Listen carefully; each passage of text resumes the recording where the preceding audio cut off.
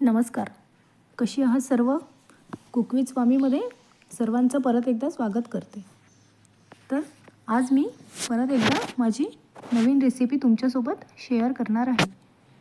माझ्या जर स्वीट आणि सिंपल रेसिपीज तुम्हाला आवडत असतील तर माझ्या कुक विथ स्वामी या चॅनलला सबस्क्राईब करा आणि बाजूला दिलेलं बेल आयकन आहे त्यावरही क्लिक करा, म्हणजे नोटिफिकेशन येईल.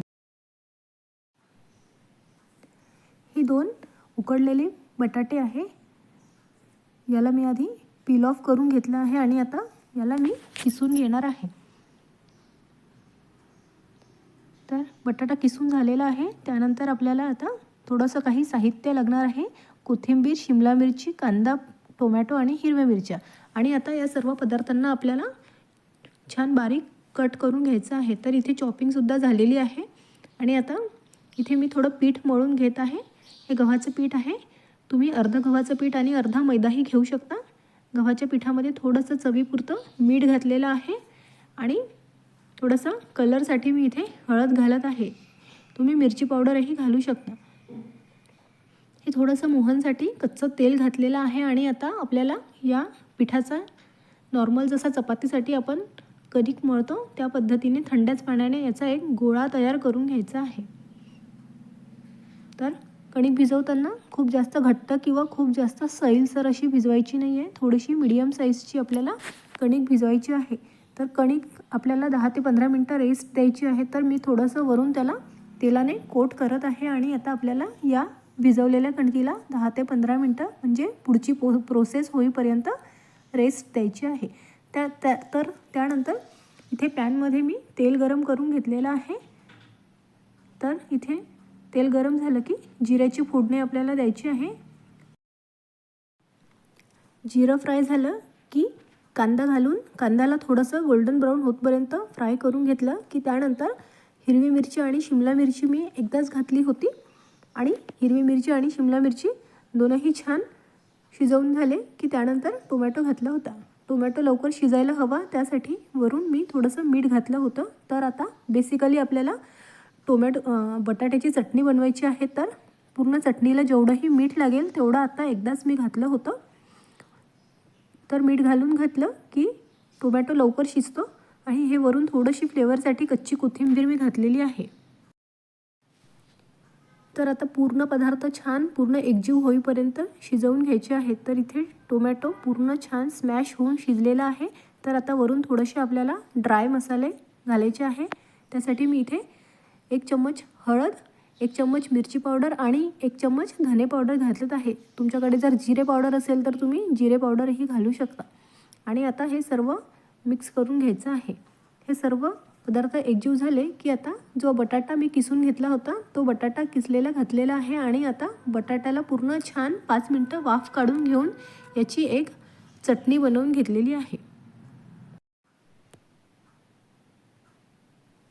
चटणी तयार झाली की एका पसरट भांड्यामध्ये आपल्याला पूर्ण चटणी थंडी व्हायला अशी पूर्ण पसरवून घ्यायची आहे, जेणेकरून आपली चटणी लवकर थंड होईल. त्यानंतर हे मगाशी जे पीठ मळलं होतं त्याला परत आपल्याला एकदा छान मळून घ्यायचं आहे. आणि प्लॅटफॉर्मवरती मी थोडंसं सुकं पीठ घातलेलं आहे. आणि आता आपल्याला सारख्या आकाराच्या 2 चपात्या लाटून घ्यायच्या आहे.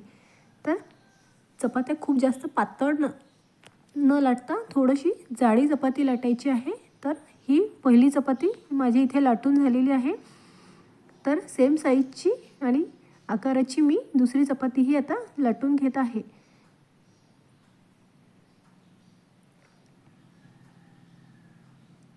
तर तुम्ही बघू शकता आपली नॉर्मल चपाती जेवढी असते त्यापेक्षा दुप्पट जाडी ही चपाती मी इथे लाटलेली आहे. तर ही जी बटाट्याची चटणी आहे ही पूर्ण थंडी झाल्यानंतर पहिले खालच्या चपातीला आपल्याला पूर्णपणे स्प्रेड करून घ्यायची आहे. तर हाताला जर चटणी चिपकत असेल तर थोडंसं ड्राय पीठ तुम्ही वापरू शकता. आणि अशा पद्धतीने पूर्ण चटणी पूर्ण चपातीला इव्हनली स्प्रेड करून घ्यायची आहे.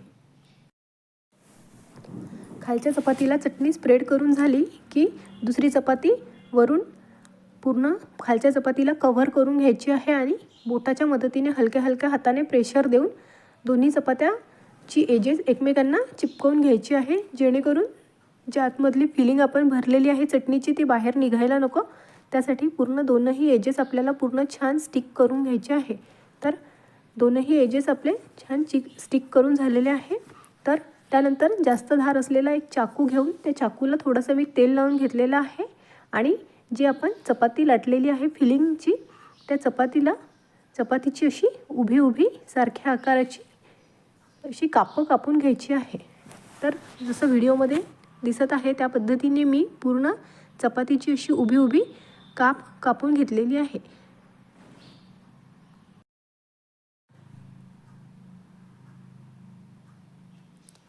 तर अशा पद्धतीने चपातीची पूर्ण कापून झाली की त्याला थोडंसं सेपरेट करून घ्यायचं आहे, जेणेकरून ती एकमेकाला चिपकायला नको.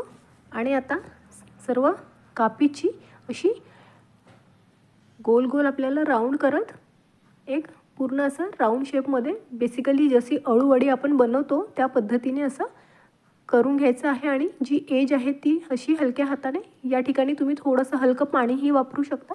अशा पद्धतीने पूर्ण आपल्याला रोल्स करून घ्यायचे आहे. तर 1 बाय 1 सर्व जे मी कापले होते त्याचे रोल्स करून स्टीमरमध्ये ठेवत आहे. स्टीमरला खाली आधी तेलाने ग्रीस करून घेतलं होतं आणि आता सर्व जे काप आहे त्याचे रोल्स करून 1 बाय 1 स्टीमरमध्ये ठेवून घ्यायचे आहे. तर सर्व कापचे रोल्स इथे तयार झालेले आहे आणि स्टीमरमध्ये ठेवून झालेले आहे.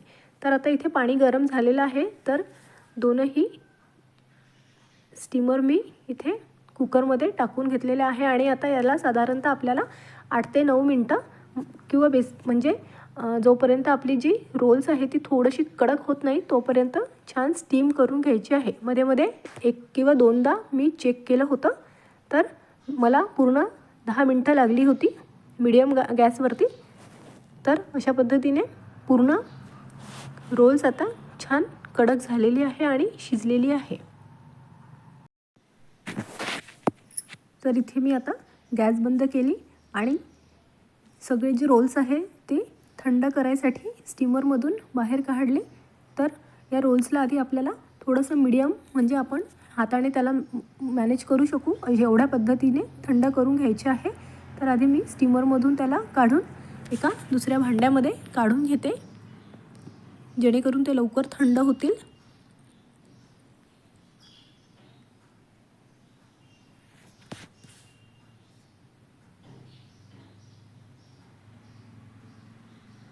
तर सर्व रोल्स इथे मी आता एका ट्रेमध्ये काढून घेतलेली आहे आणि आता याची आपल्याला वड्या कापून घ्यायच्या आहे.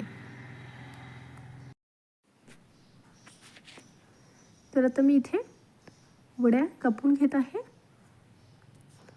तर तुमची रोल्स जर पूर्णपणे थंड झाले असतील तर तुम्ही खूप जास्त पातळ वड्या कापू शकता. आता तुम्ही बघू शकता की इथे जसं मी रोल्स कट करते वड्यांमध्ये तर वाफा निघत आहे, म्हणजे पूर्ण रोल थंड झालेला नाही आहे. त्यामुळे मी थोड्याशा जाडसर आकाराच्या वड्या इथे कापलेल्या आहे. रोल्स जर पूर्णपणे थंड झाला तर यापेक्षाही छान पातळ वड्या कापल्या आणि त्या जर फ्राय केल्या तर त्या खूप छान कुरकुरीत होतात. पण इथे रोल्स पूर्णपणे थंड न झाल्यामुळे मी थोड्याशा जाडसर आकाराच्या वड्या कापून घेतलेल्या आहे. तर तुम्ही बघू शकता आतून छान लेअर झालेली आहे आणि अशा पद्धतीने पूर्ण वड्या मी इथे कापून घेतलेल्या आहे.